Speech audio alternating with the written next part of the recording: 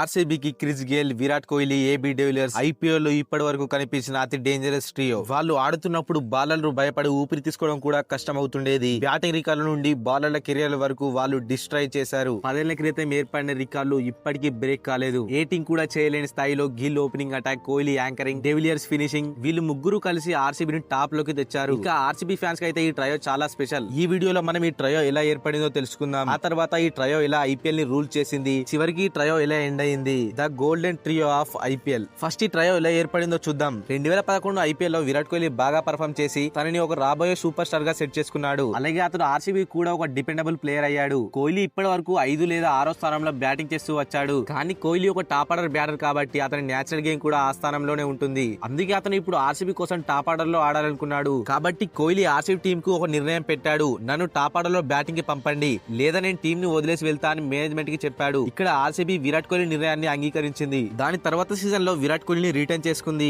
అతను top order లో batting చేయడం మొదలు పెట్టాడు. అంతేకాదు ఆ ఏడాది యాక్షన్ లో ఢిల్లీ డేవిలియర్స్ ఫ్రాంచైజీ ఒక షాకింగ్ నిర్ణయం తీసుకుంది. వారు ఏబీ డివిలియర్స్ ను తమ టీం నుంచి రిలీజ్ చేశారు. ఆ విషయాన్ని గమనించిన ఆర్సీబీ దాన్ని గట్టిగా వాడుకొని ఏబీ డివిలియర్స్ ను $1.1 మిలియన్ కి కొన్నారు. అదే యాక్షన్ లో క్రిస్ గేల్ పేరు కూడా వచ్చింది. కానీ అన్ఫార్చునేట్లీ క్రిస్ గేల్ పేరుపై ఎవ్వరు బిట్ వేయలేదు. కాబట్టి క్రిస్ గేల్ 2011 ఐపీఎల్ యాక్షన్ లో అన్సోల్డ్ గా ఉన్నాడు. క్రిస్ గేల్ లాంటి ప్లేయర్ ను ఐపీఎల్ లో ఏ టీం తీసుకోలేదు. క్రిస్ గేల్ ఐపీఎల్ జర్నీ ఇంత త్వరగా ఎలా ముగుస్తుంది, అతను ఐపీఎల్ లో ఎలా తిరిగి వచ్చాడో ఈ వీడియోలో మాట్లాడుకుందాం. 2011 ఆర్సీబీ మొదటి మ్యాచ్ ఆడుతుంటే ఆ మ్యాచ్ లో ఒక కష్టమైన చేజ్ కూడా ఉంది. ఆ కష్టమైన చేజ్ కోసం టీమ్ లో ఉన్నాడు ఏబీ డివిలియర్స్. ఆ డివిలియర్స్ ఫస్ట్ మ్యాచ్ లో 5 సిక్స్లతో 54 రన్స్ చేసి ఆర్సీబీని మొదటి మ్యాచ్ గెలిపించాడు. సీజన్ కొంచెం ముందుకు సాగుతున్నప్పుడు ఆర్సీబీ టీమ్ లో ఉన్న ఫాస్ట్ బౌలర్ డార్క్ నన్నీస్ ఇంజురీ కారణంగా టీం నుంచి బయటకు వెళ్లిపోయాడు. దాంతో డార్క్ నన్నీస్ స్థానంలో ఆర్సీబీకి తీసుకువచ్చారు అన్సోల్డ్ గా ఉండిపోయిన క్రిస్ గేల్ ను. క్రిస్ గేల్ ఆర్సీబీ జట్టులోకి చేరగానే చరిత్ర పేజీలు రాయడం మొదలయ్యాయి. ఈసారి క్రిస్ గేల్ మీద బెట్ చేయని అన్ని ఫ్రాంచైజీలకు రిగ్రెట్ గుర్తుండిపోయేలా బ్యాటింగ్ చేశాడు.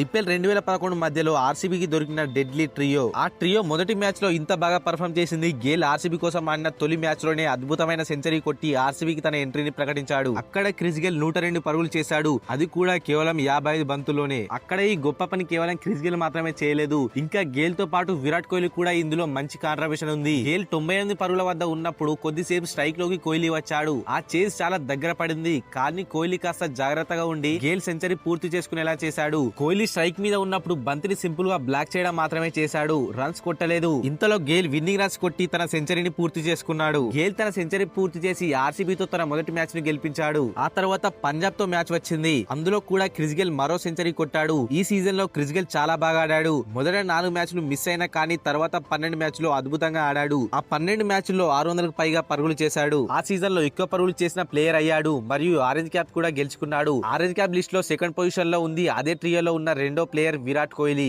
ఈ సీజన్ లో కోహ్లీ 557 పరుగులు చేశాడు. సీజన్ టాప్ రన్ గెటర్స్ లో ఒకే టీం నుండి ఇద్దరు ఉన్నారు. ఆ తర్వాత 2012 ఐపీఎల్ సీజన్ వచ్చింది. క్రిస్ గేల్ మరియు విరాట్ కోహ్లీ రన్స్ కొడుతున్నారు. కానీ ఏబీ డివిలియర్స్ బ్యాట్ నుంచి ఇంకా రన్స్ రావట్లేదు. అప్పుడే డెక్కన్ చార్జర్స్ ఎదురుగా ఆర్సీబీ 182 పరుగులు చేసేసే క్రమంలో కొంత ఇబ్బంది పడుతుంది. చివరి 3 ఓవర్ల వరకు వెళ్ళింది. అక్కడ 3 ఓవర్లలో ఆర్సీబీ గెలవాలంటే 39 పరుగులు కావాలి. నిజం చెప్పాలంటే అప్పుడు ఈ టాస్క్ ఏ బ్యాటర్ కైనా చాలా కష్టంగా ఉంటుంది. 18వ ఓవర్ కోసం డేవ్ స్టైల్ బౌలింగ్ వేయడానికి వచ్చాడు. కానీ డేవ్ స్టైల్ ముందు స్ట్రైక్ మీద ఉన్నది ఏబీ డివిలియర్స్. ఏ బౌలర్ అన్న విషయం ఉండదు. డివిలియర్స్ ఆ మ్యాచ్ లో ఇంత బాగా బ్యాటింగ్ చేశాడు. బౌలింగ్ వేస్తున్న డేవ్ స్టైల్ కూడా కన్ఫ్యూజ్ అయ్యాడు. ఆ ఓవర్ లో డివిలియర్స్ 24 పరుగులు చేశాడు. మ్యాచ్ పూర్తిగా వన్ సైడ్ చేశాడు. ఆ మ్యాచ్ తర్వాత అతను బౌలర్ల నుండి మాత్రమే కాకుండా కాంపిటేటర్స్ నుండి కూడా ప్రశంసలు పొందాడు. ఎందుకంటే అతని షాట్లు ఈ లోకానికి అందుబాటులో లేని ఏలియన్ లాంటివి. ఫీల్డ్ లో ఎటువంటి దశలోనైనా బాల్ ని కొట్టగలిగేవాడు. అటువంటి షాట్ల కారణంగా అతనికి మిస్టర్ 360 అనే పేరు కూడా వచ్చింది. 3 ఓవర్లలో 39 పరుగులు కావాల్సిన పరిస్థితిలో వచ్చి డివిలియర్స్ అలా బ్యాటింగ్ చేశాడు. ఎలా అంటే ఈ మ్యాచ్ ఒక ఓవర్ ముందుగానే గెలిచేసింది. ఒక ఇంటర్వ్యూలో Virat Kohli Chris Gayle AB de Villiers team లోకి వచ్చినప్పటి నుండి నేను ఫ్రీగా ఒత్తిడి లేకుండా ఆడగలుగుతున్నాను. ఎందుకంటే opening player Chris Gayle, middle order లో ఏబీ డివిలియర్స్ డిపెండబుల్ గా ఉంది కాబట్టి 2012 కూడా గేల్ ఎక్కువ రన్స్ చేసి కంటిన్యూస్ గా రెండోసారి ఆరెంజ్ క్యాప్ ను గెలుచుకున్నాడు. 2013 సీజన్ వచ్చే వరకు ఈ ట్రయో ప్రతి టీమ్ కు నైట్ మేర్ గా మారిపోయింది.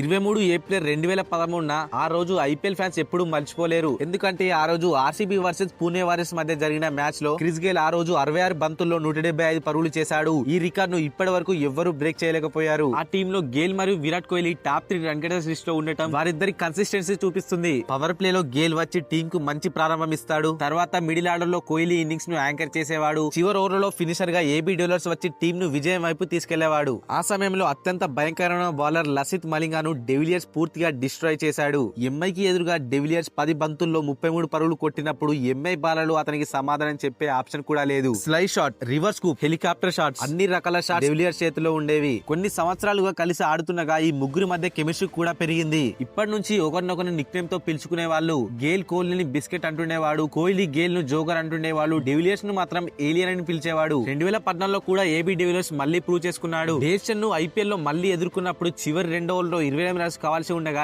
డెవిలియర్స్ ఆ డెలివరీ ఇచ్చి తన టీం కు సాయం చేసి విజయాన్ని అందించాడు. డెవిలియర్స్ ఎలాంటి క్లచ్ ప్లేయర్ అంటే ఈ మ్యాచ్ లో ఆర్సీబీ టీం మొత్తం 78 బంతుల్లో 69 పరుగులు చేసినప్పుడు ఆయన ఒంటరిగా 41 బంతుల్లో 89 పరుగులు చేశాడు. ఇది నిజంగా ఒక క్లచ్ పర్ఫార్మెన్స్. ఆయన ఒంటరిగా తమ టీం ను గెలిపించాడు. 2015 సీజన్ లో మళ్ళీ ట్రయల్ లో కోహ్లీ మరియు డెవిలియర్స్ నిరూపించుకున్నారు. కేవలం ఇంపాక్ట్ పరంగా మాత్రమే కాదు, స్టాట్స్ పరంగా కూడా నిరూపించుకున్నారు. ఎంఐని వారి హోమ్ గ్రౌండ్ లోనే డెవిలియర్స్ మరియు కోహ్లీ పూర్తిగా డిస్ట్రాయ్ చేశారు. అక్కడ ఇద్దరు కలిసి ఈ మ్యాచ్ లో 215 పరుగుల పార్ట్నర్షిప్ ను నిర్మించారు. డెవిలియర్స్ మాత్రం వేరే మూడ్ లో ఉన్నాడు. 59 బంతుల్లో 133 పరుగులు చేశాడు. మరోవైపు కోహ్లీ 82 పరుగులు చేశాడు. ఆ 215 పరుగుల పార్ట్నర్షిప్ ఆ సమయంలో హైయెస్ట్ పార్ట్నర్షిప్ రికార్డ్ అయ్యింది. కానీ ఆ రికార్డ్ ఎక్కువ కాలం నిలవలేదు. ఎందుకంటే తర్వాత సీజన్ లో గుజరాత్ లయన్స్ తో మ్యాచ్ వచ్చినప్పుడు వాళ్ళు గుజరాత్ లయన్స్ ను క్రష్ చేసి అటువంటి పార్ట్నర్షిప్ ను నిర్మించగలిగారు. ఎటువంటిదంటే ఇప్పటి వరకు ఆ రికార్డ్ బ్రేక్ కాలేదు. ఐపీఎల్ 2016లో గుజరాత్ లయన్స్ మ్యాచ్ వచ్చినప్పుడు కోహ్లీ మరియు డెవిలియర్స్ ఇద్దరు వేరే లెవెల్లో ఆడుతున్నారు. 200 పరుగుల వద్ద ఆగిపోకుండా 250 పరుగులు చేయాల్సిందే అని ఇద్దరు కలిసి టీమ్ స్కోర్ 245 పరుగులకు తీసుకెళ్లారు. ఆ మ్యాచ్ లో కోహ్లీ 109 పరుగులు చేశాడు, డెవిలియర్స్ 129 పరుగులు చేశాడు.